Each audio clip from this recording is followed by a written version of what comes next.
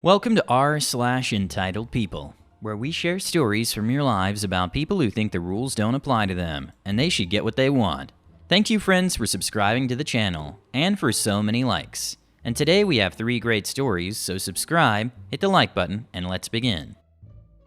The first story, entitled Dishwasher Pushes Dirty Cup into My Face, getting reported. The second story, Cookie Catastrophe, entitled Customer Demands More Than a Tray of Free Treats. The third story, Retail Revolt, Unjust Accusations, Unethical Practices, and the Resilient Trio Who Stood Their Ground. The first story is, Lazy Dishwasher Shoves Dirty Cup in My Face. I'm sure many people have dealt with a rude coworker who doesn't want to confirm if they've done their job properly many times before. For me, this was one of the rarely moments where I was left thinking, WTF? That's not my job. It's your job to clean this. I'm only asking you a simple question here. Only for them to continue to not respond with a proper answer. So this happened yesterday afternoon, while I was at work, and I'm still annoyed by the entitled behavior of this dishwasher, especially when I was being very nice about it, and because I needed clean cups to serve drinks to our customers on my floor. Cast, me, OP, equals myself. Karen equals dishwasher. Caddy equals my coworker. No-show or NS equals coworker who didn't show up for work. And Joy equals manager who I reported Karen to. It had been a bit of an eventful day, a bit of a rush here and there with drinks, and it didn't help that NS didn't bother showing up for work, and Caddy was forced to set up the floor by herself. Luckily, 2 former Caddy turned bay host was working the same floor, and assisted her with setting up. I didn't start until 9:30, but when I got there, I started working right away, and around noon, Caddy decided to start doing carts, so the dishwashers can wash the dirty dishes and clean the cups for when we needed more for the rest of our shift. First round was okay. I was handling everything just fine and wasn't having too much difficulty. Second round was getting a bit harder, but the bay hosts were helping out by running their own bar drinks, and also helping me out when they got the chance. Caddy eventually finished and drinks slowed down for a bit. I asked about if there were extra clean cups, since we were down to just 6 stacks and will be low if there's another rush. Caddy, I think I saw them washing the cups, but they were just sitting next to the dish pit, so I wasn't sure if they were just drying them or not. Maybe give them 5 more minutes to dry off a bit. Me, okay, I'll go check in 5 minutes. I ended up doing other things, and by the time I realized it, we were now down to maybe 3 stacks left, and so I headed downstairs to get said cups, only to see stacks of cups seemingly still dirty and unwashed. I'll mention now that we normally place the clean stacks over by a stairwell just outside of the kitchen, to indicate they're clean cups. I've made the mistake of grabbing dirty cups before and was forced to bring them back down. So I decided to ask Karen if they were washed or not. Me, excuse me, Karen, are those cups washed yet? Karen pulls her earphones out. Huh? What? Me, points to the stack of cups. Are those cups washed yet? Karen, I don't know, maybe. Me, confused. I thought you were going to wash them. Karen asks a different dishwasher and he asks how many do we need washed, which I again mentioned, I thought you were washing them. Caddy said, Karen grabs a cup from the stack and sniffs it, before just shoving it into my face saying, smell. I literally had to lean back or get hit in the face with the cup. Karen proceeded to grab more cups, smell them and shove them in my face, repeatedly saying, smell, until I just got backed off and gently pushing away the cups and saying, can you please wash them for me? We really need some clean cups right now. About 30 minutes later, we did get a stack of clean cups, which we were happy to receive. But there was a rush of drinks happening right then, and 'cause it was a very, very hot day. We barely finished stacking said cups before we ran out, and I had to bring down the now empty racks back to the dish pit for the dirty cups to be stacked, before bringing up a new clean stack indicated by the soaked ones, now placed in the stairwell. This rush happened for almost 3 hours, and we quickly ran out of clean cups again, so I went back downstairs to get fresh ones only to again see stacks of cups just sitting next to the dish pit. I'm looking at them debating if they're clean or not. Karen, they're clean. Me, are you sure they're clean? Karen waves me away. Yes, go take them. I'm hesitant because the stacks weren't wet or show signs of wetness, as though they've been washed, but we needed cups too, so I bring them up and sure enough 90% of them were still sticky or still had soda syrup stuck to them. Caddy and I sorted through the clean ones and putting the dirty ones back on the stack to be washed again. When I started pushing it out of the elevator, Karen saw me and asked, what, no good? Me, some of these are still dirty. Karen, no, I washed them. They're clean, I washed them. Before again grabbing the cup, sniffing it, and again shoving it in my face to smell for myself, I again leaned away from her and walked away to find a manager, to let them know that Karen wasn't doing her job properly. I get to the hub, manager's office, and went over to Joy, not her real name, since the other managers were looking over some schedules and I didn't want to bother them. Joy: "Hey, what's wrong?" Me: "Karen the dishwasher hasn't been washing the cups." Joy confused: "What do you mean?" Me: "Earlier, Caddy told me she thought she saw them washing the cups, so she decided to come back upstairs to wait for them to dry off.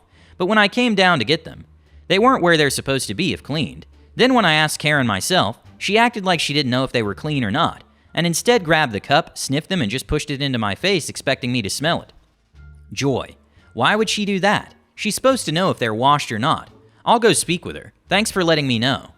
I'm not sure if Joy spoke to Karen yet because it was the end of my shift, but I sure hope Karen starts actually doing her job properly because she's been there longer than I have and knows during the summer we run out of clean cups easily because of the hot weather and the customers will demand extra drinks to stay hydrated. The second story is Entitled A-Hat gets angry that his cookie bucket doesn't look full as the one on the door and yells at the workers for it. The characters in this anime: ED/Entitled D-Head, the villain of our story; Bailey, the server and my sister; Susan, our manager and supporting character; AW, awesome woman, annoyed customer behind ED who got tired of his SH. God bless this woman. And me, your narrator. So let me set the stage and take you to a magical place called the Foods Department. For a bit of context, my family does this thing called work amping. Essentially, we just hop from place to place taking up jobs for a few months. Then once our time is up, we head over to the next one. Every year for the past 4 years, my family's been going to this amusement park to work every summer. Last year, I was finally old enough to work. I chose to work in the foods department alongside the rest of my family, and because foods just seemed like the better option. If you've ever worked in foods, then you'd know how people have pretty much zero respect for us, especially in amusement parks. And this job was no different.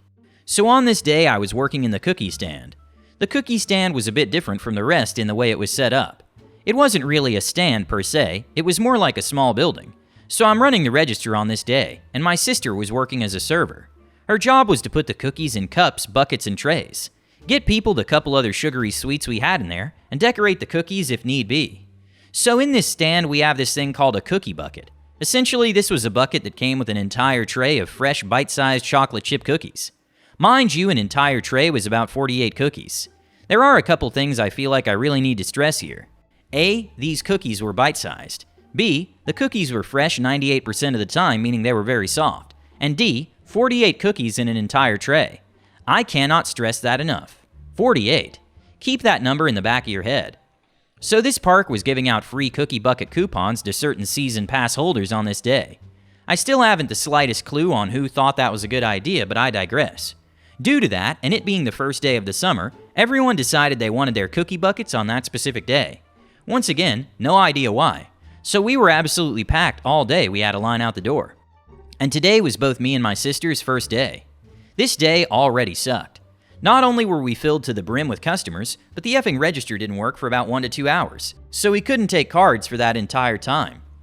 Needless to say, it wasn't a very good first day.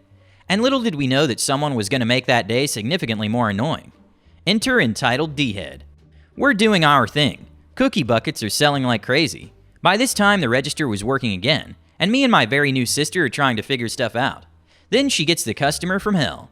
A fat F in a red shirt walks up to Bailey, my sister, and gets his bucket. Bailey fills the bucket with all 48 cookies. Then this happens.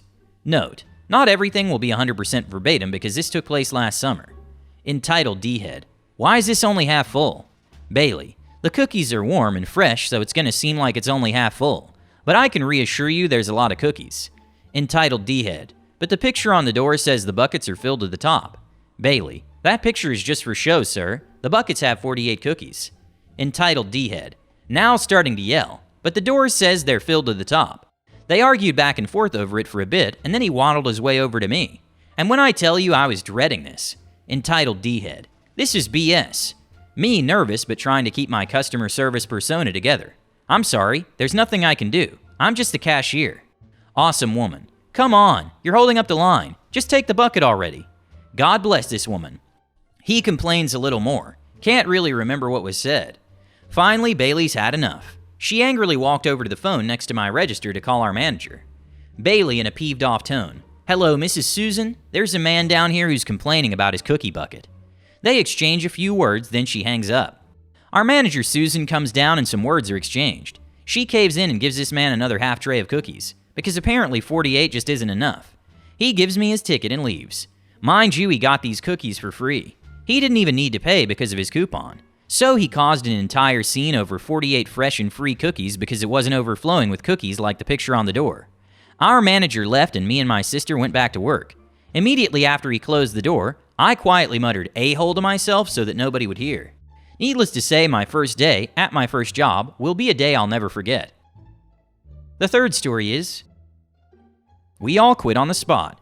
Worked as a sales assistant in a small retail store, and because I'm good at maths and accounting, masters in theoretical physics, the manager always asked me to do end-of-day till checks, safe counts, submit reports to HO, etc. To note, I'd never had a negative till discrepancy, mostly 20 or 30p over where people do not want the penny, in the year I was there. Great team, happy days, everyone helps each other out and covers areas as needed if someone was dealing with a difficult customer. Manager has horrid accident and shatters her hand and arm, so we get a new interim manager.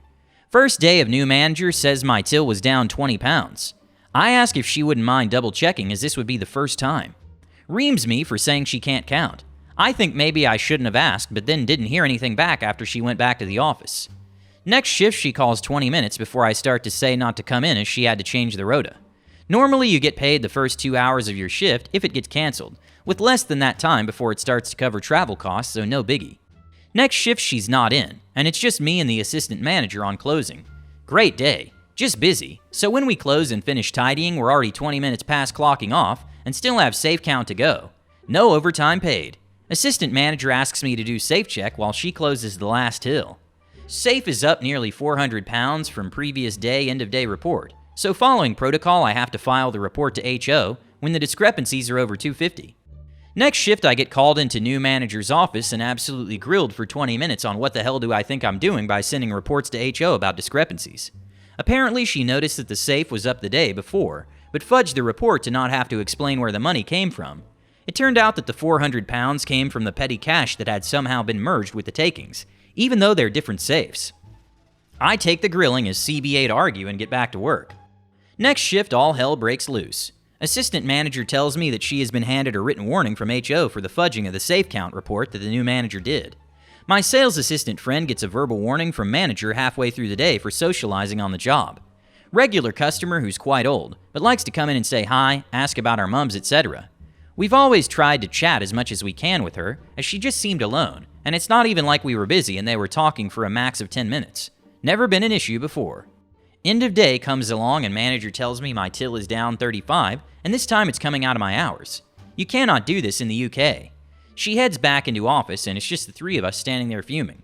We all walk into the office, tell the manager that we're all quitting effective immediately, and filing reports straight to HO as soon as we're home. We then all go to the pub to calm the F down and drink away the feeling like we just F'd ourselves. 3 weeks later, receive a letter from HO detailing a very thorough apology, severance packet, an explanation that the new manager's references had come back bogus. Never been a manager before, and how should we feel the need, the steps to take for me to take the company to employment tribunal or mediation on settlement.